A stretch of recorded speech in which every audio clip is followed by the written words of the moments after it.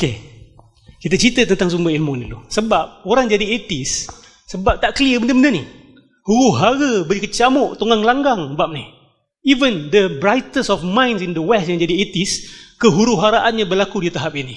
Kehuru-haraannya berlaku pada tahap epistemologi. Apakah sumber ilmu kita yang paling clear sekali? Kita dapat ilmu daripada mana? Of course, daripada kita punya indera dulu. Macam mana awak tahu awak ada dekat sini? Macam mana awak tahu saya adalah saya? Saya bukan awak. Awak adalah kita, kita adalah semua. Macam mana awak tahu? Macam mana kita nak tahu benda ni? Pertama sekali, kita guna indera kita. Ini kita semua kongsi sama. Okey. Tapi indera boleh salah tak? Indera boleh salah. Siapa yang akan check indera ni salah ke tak salah? Akal yang akan check. Akal yang akan check. Kemudian datang daripada akal. Ilmu datang daripada akal. Contoh awak nampak bayang-bayang. Bayang-bayang tu bergerak ke tak bergerak? Bayang-bayang bergerak ke tak bergerak? Susah nak jawab kan? Tahu kenapa susah? Sebab dia bercanggah. Mata kata tak bergerak, akal kata dia bergerak. Setuju tak? Bergeraklah sebab matahari bergerak. Cuma dia bergerak sangat halus. Dia bergerak. Bayang-bayang ni, it doesn't stay, it moves. But your eyes tells you it does not move. Setuju tak? Jadi yang betulkan kita akal kita. Indera boleh silap. Akal boleh silap tak? Akal pun boleh silap. Bila silap berfikir, tak ikut hukum mantik, fikir tunggang langgang, kan? Habis. Takrif tak betul, maudhu' mahmul dia berkecamuk, bercampur aduk, habis. Qiyas tak dilakukan dengan betul, habis.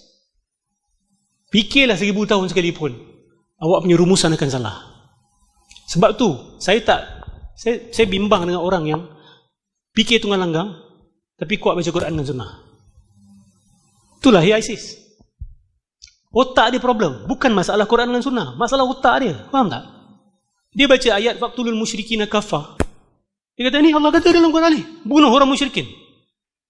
Apa problem dia? Problem dia otak dia. Ayat tu ada tak? Ada. Umirtu an uqatilan nas hatta yashhadu an la ilaha illallah. Aku diperintahkan untuk membunuh, meberang dengan manusia sehinggalah mereka kata la ilaha illallah. ISIS suka guna hadis ni. You see? Let's fight them. Let's kill everyone yang tak sebut la ilaha illallah. We have the right to do that. Problem dia bukan hadis tu. Problem dia akal dia problem. Rumusan akal dia problematik. Okay? And then berita benar. Berita benar ni apa? Okay, saya nak tanya. Bro, you ada otak? Ada. Macam mana tahu?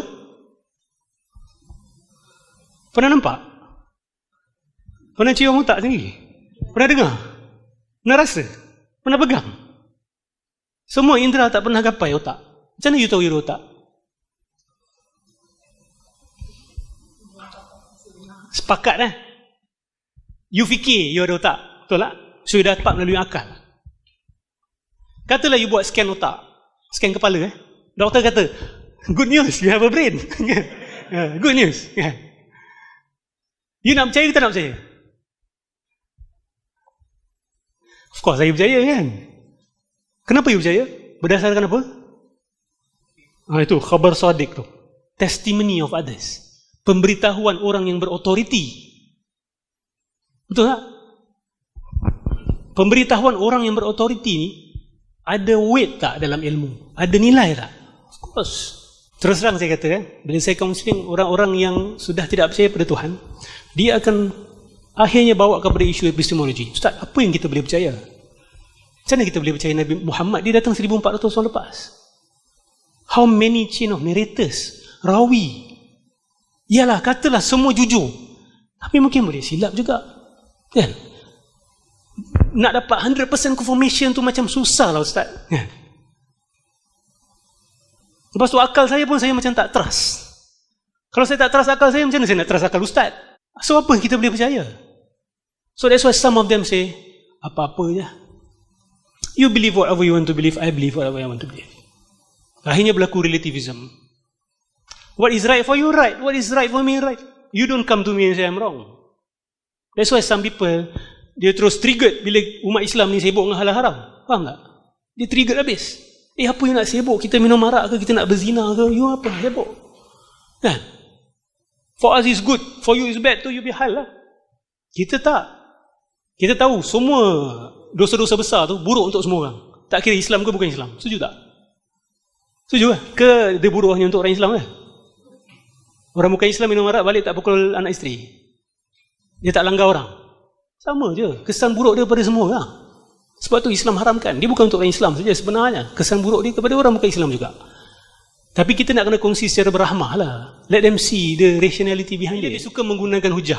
Menggunakan istilah hujah. Sebab ada orang, mana dalil? Dalil mana dalil? Betul tak?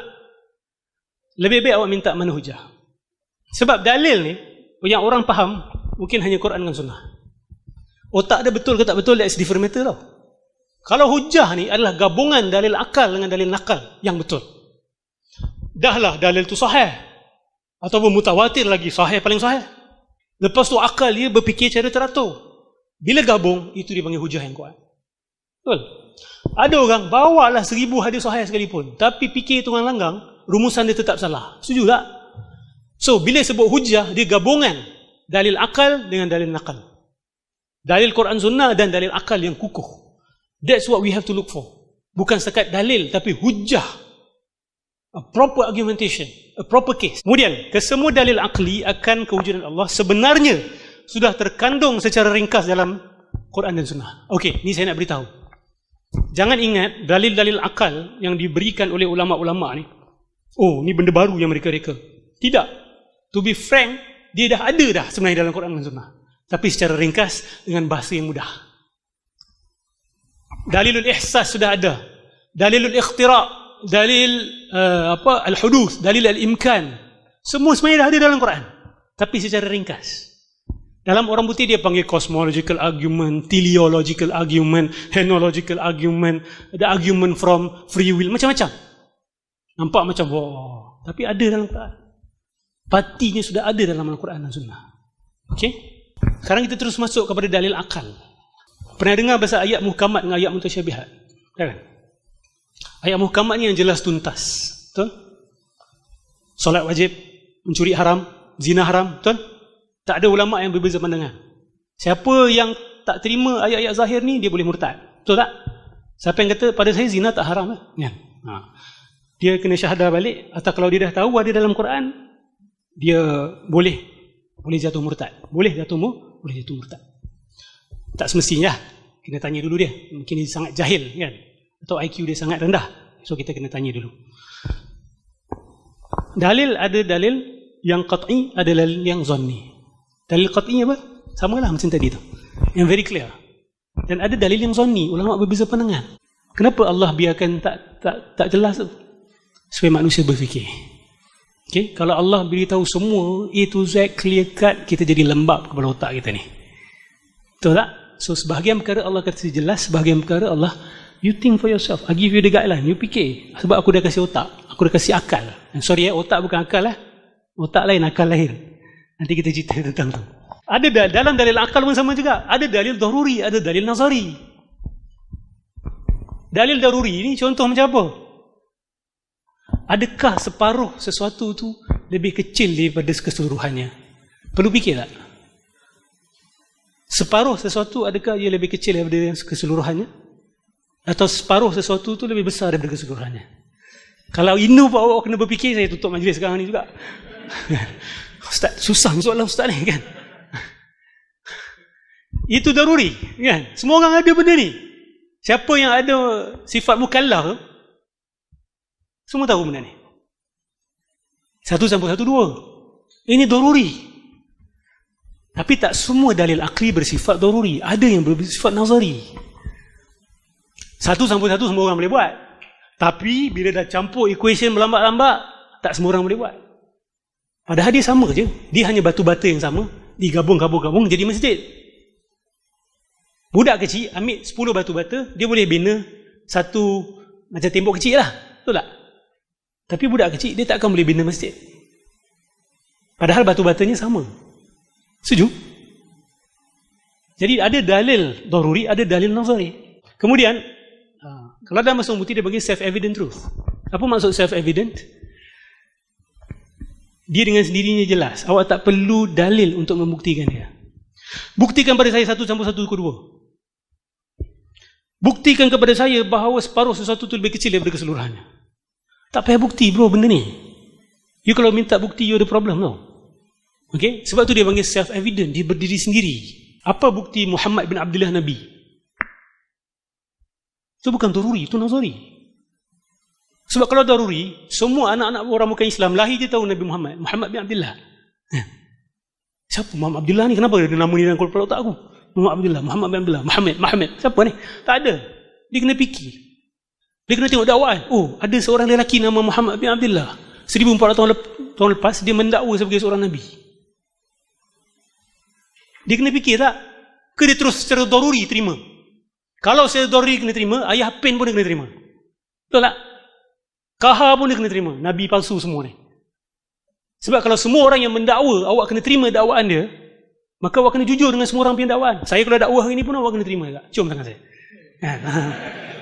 Tak boleh, awak kena nazar, kena fikir. Dakwaan siapa yang betul, dakwaan siapa yang palsu. Siapa yang jujur, siapa buat cerita.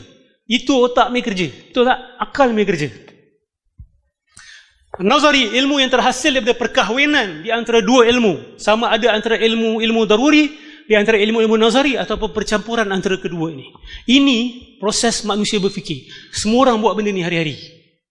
Saya ambil takrif ni daripada Imam Ghazali dalam Ihya. Bila dia tengah ceritakan tentang fikir dengan zikir. Dia tanya kita, fikir tu apa? Senang ya. Fikir ni mengahwinkan dua ilmu yang awak dah tahu untuk menghasilkan satu ilmu yang dulu awak tak tahu, sekarang awak tahu. Katalah awak tak tahu berapa orang hadir ni. Awak hanya tahu dua perkara.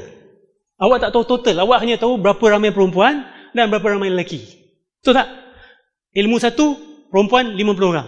Ilmu 2, lelaki 51 orang. Akhirnya terhasillah satu ilmu baru yang datang hari ini 51 orang. Kan awak kahwin kan tu? Kahwin jadi anak. Anak dia adalah 101. Awak tak tahu pun jumlah tu sebelum tu. Kecuali selepas dikahwinkan. Inilah proses berfikir manusia. Kita tahu A, kita tahu B. Kita cantumkan, menghasilkan satu.